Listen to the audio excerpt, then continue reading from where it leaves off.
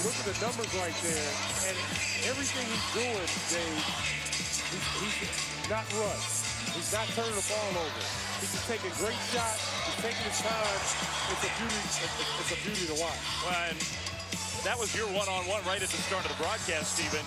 How could St. Mary slow him down? And the answer has been they haven't been able to. Olynyk 17 points, 8 of 10 shooting, the 5 rebounds. You see in the variety of moves. And part of what you talked about, which makes it such a challenge, the guard moves in the big body, the ability to score in different ways. Gonzaga scored in a lot of different ways overall in the first half. 58% shooting. The Gales are going to have to shoot the ball better. Yeah, they're going to have to get their threes down, but they also need some production up front.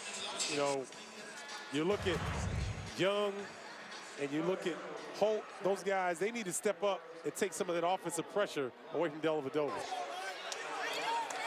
Gonzaga will have the ball first here to start the second half.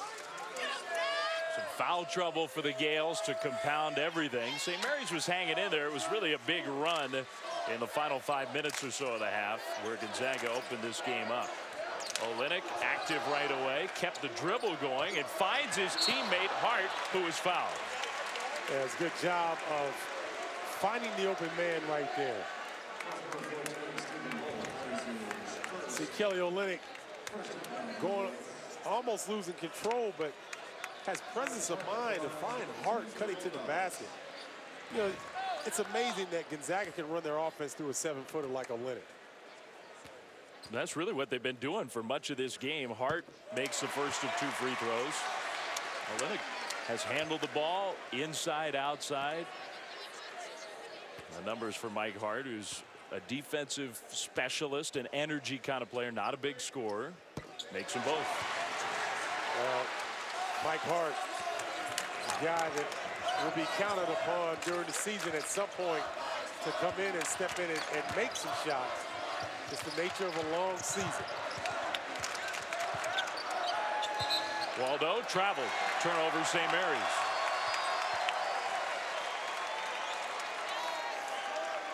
And Waldo, I think with Olynyk's aggressiveness on the offensive end, it's just taking the steam out of his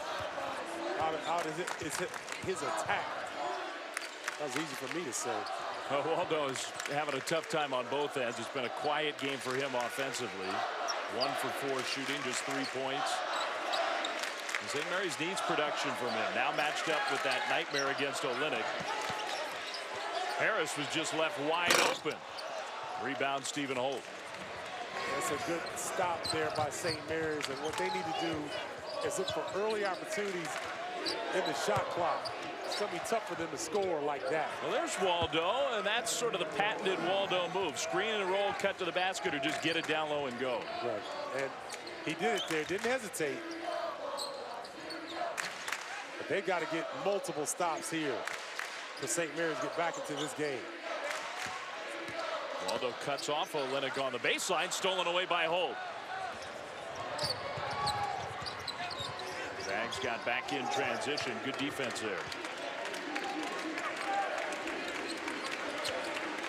Waldo slips toward the basket. I think he got away with a little push-off, but scores another basket. I think he did get away with a push-off and trying to really establish himself in the post. I bet he got his manhood challenge at the halftime huddle from Coach Randy Bennett. Now he's matched up with Harris on this end. Harris just faced the basket, tried to use that glass whistle and a foul against the Zags. Well, Brad Waldo, understanding that he got dominated in the first half in the post area, trying to reestablish himself to give St. Mary's any kind of chance to get back in this game. He's got to be effective like we've seen him at the start of the second half. Now, you mentioned it also has to start on the defensive end. That's a couple stops in a row for St. Mary's. Well, that's something. Dellavedova had it stolen away by Bell. You almost never see that happen. He just picked it clean. Bell, Harris couldn't handle that pass. But he's got the big size advantage here against Dellavedova. Backing him in, backing him in. Good. Excellent job, Elias Harris. No double team was coming. He wanted to get to his sweet spot on the court. That's exactly what he did.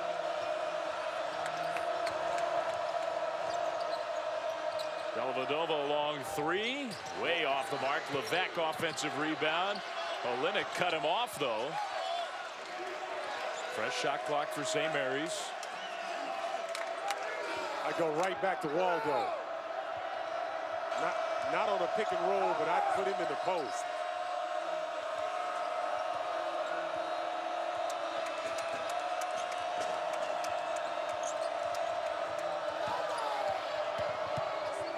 They found the open shooter Jordan Page. Olynyk, another offensive board for Levesque. One dribble, layup good. These guys don't lack for effort. In terms of St. Mary's, they have been on the offensive glass all evening. In the first half, they had a problem finishing when they had chances down low. That's been a different story here in the early minutes of the second half.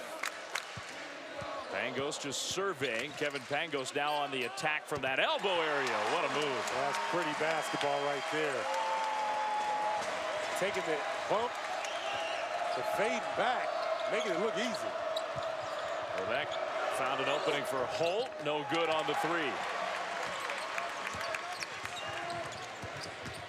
Pangos spin move. Pass deflected by Holt. And Holt's going to try to save it in bounds. He did not. Couldn't quite do it. Good effort again by Stephen Holt. Well, for the Gales, it's going to take a little more than effort, trying to come back a big deficit on the road against a very good Gonzaga team.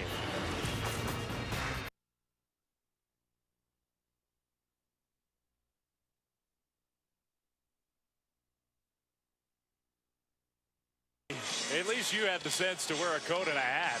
Yeah, you know, that's come to the Northwest in the wintertime, got to be prepared. And that's none of us right there. The Snow Angel in Spokane, a winter storm outside. Hey, we're a little more comfortable inside. Oh, yeah, the hot shooter in Gonzaga warmed everybody up. Yeah, the Gales and the Zags, who have had such a great rivalry over these last few years, and almost every single matchup has come down to the wire. Exciting games, tight games. It's been mostly Zags here tonight. And the Gales still trying to find a way to inch closer in this game.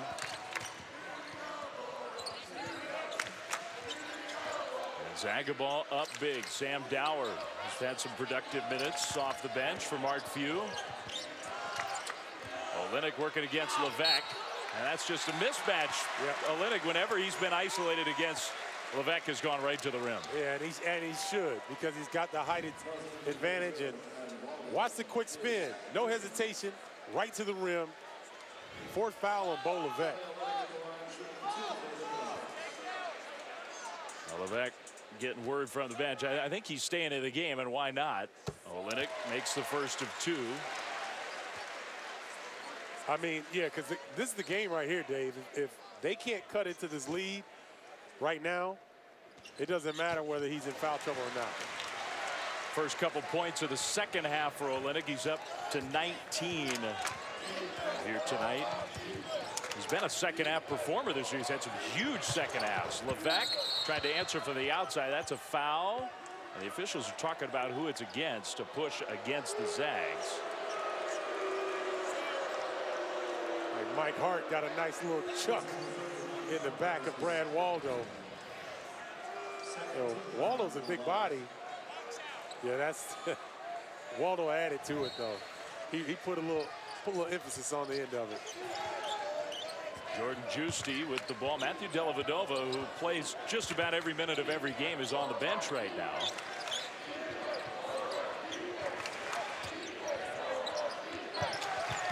Holt passed up the three to get closer in. Now that's a tough shot. A runner over the outstretched arm is Sam Dower.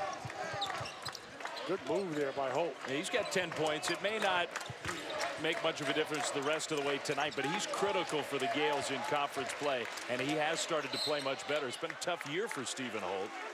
Another foul against the Gales trying to match up with Olynyk, but Stephen Holt playing well tonight. Yeah, that's a good move. Up fake to the left. The runner off glass over the outstretched hands and doing it in front of his parents there, Greg and Jackie Holt. Oh, made the drive up from Portland. Maybe they took an airplane, but I'm just assuming they got in the car. It's not that long of a haul from Portland, Oregon, where Stephen Holt played his high school basketball. Played with Mike Hart of the Zags. Olynyk.